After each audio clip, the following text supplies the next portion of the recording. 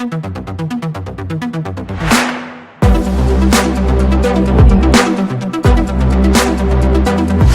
welcome to the Zinc Tennis Vlog. Today, most of the time we talk about my favorite subjects is, talking about life lessons.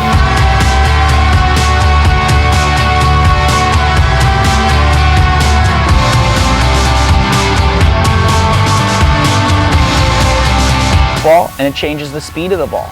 And it's like, it's like in baseball, like throwing a curveball or, throwing a changeup, right? In tennis, it's basically what it is. I know some kids out there, a lot of kids out there that I watch, use the slice as a defensive move, and I think it's a great play, no question.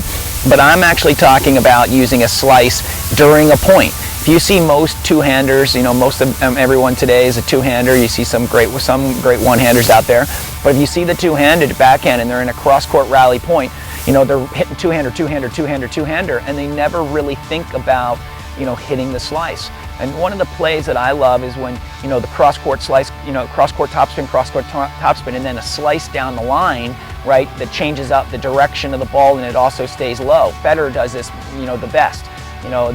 Down the line slice, then, most of the time that person goes over and hits a forehand, and now you get a forehand. So it's a great way to do a change up and use it as a mix in the match. So really focusing on when you should use it, how you should use it. Now again, if you overuse it, then it doesn't become as effective. I think you got to find a right mix. So let's talk a little bit about, how to practice it, and when to practice it. I think you got to have dedicated times, with my kids, we have dedicated times where we practice it for, a good 20 minutes to half hour.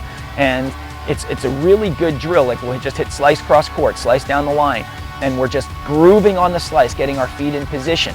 The other thing too is when I notice the kids use the slice is they get a little lazy with their feet and they don't, transfer their weight into the ball. It's really important to have the same intensity with your feet when you're using the slice. But, to master the slice, again, I travel all over the world with my kids, and I just don't see many people using the slice well. And it's something that I really would, work on a lot, with my students. And I think that, you need to work on it with, make sure that your son or daughter, whoever coach they're working with, make sure that they're using the slice. Make sure that they're dedicated practice times that they're using the slice. The other thing, obviously, that you probably already know this, but a lot of times we use a slice approach shot. But if you're only slicing when you're approaching, then all of a sudden, the approach shot becomes risky. So the slice helps the approach shot. The other thing is that the slice and the volley have a lot in common, right? So I believe that the volley gets better when you have a great slice. Obviously, a volley's a lot shorter backswing, but the volley and the slice have a lot in common, right? The transfer of the weight. Ben and I talk a lot about this thing called, hit the ball in the middle of the push, where the weight is loaded on the back leg or the outside leg and it's transferred to the front. And in the middle of that is the contact of the ball. So you're transferring your weight from the back to the, from the back into the court. And when you start to do that with the slice, you can really get a penetrating slice, something that stays low, stays down. The other thing too is that in today's game, a lot of kids have extreme, Western grips, and they love the mid-high ball, like around their shoulder and high balls. But what ball do they struggle with? There is the really low ball, the low ball that they can't get underneath. So how do you get that there? By a slice. The other thing too, Federer does this one where it's the inside-out fader. So let's say I'm a right-hander rallying cross court.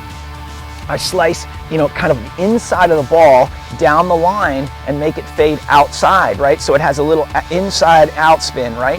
And it shows a different look. And I can also draw my opponent in the court, right? So that now they have to come up because a lot of juniors can't volley that well. So it's a great way to bring them into the net.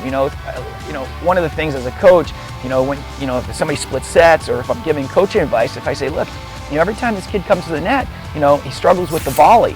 But, some kids will look at me like, yeah, but I don't have no idea how to draw them in. What am I going to do? Hit them a drop shot? Or, what am I going to do? So that shot right there hits just a low angle slice or a low slice to the middle of, to the middle of the court, and something that they can't hit, not a high sitter, but something that they have to come in on.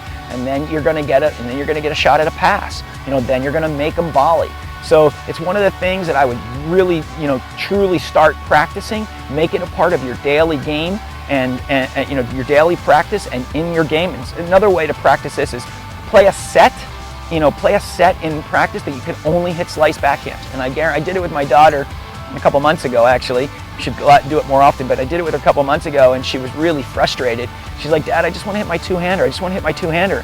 And and she got frustrated, but she finished, and she saw the value of it after the set was over. So do it and use this as a valuable tool, and I guarantee you that your game's going to get better. Thanks for listening to the Zink Daily Vlog, or not the Zink Daily Vlog anymore. It's just a vlog because we don't put it out daily. I had a lot of people say to me, don't put the daily in there because then you put too much pressure on yourself. I just looking to give you guys great information, and a lot of my knowledge that's inside my head. This is a great way for me to get it out and to help you guys.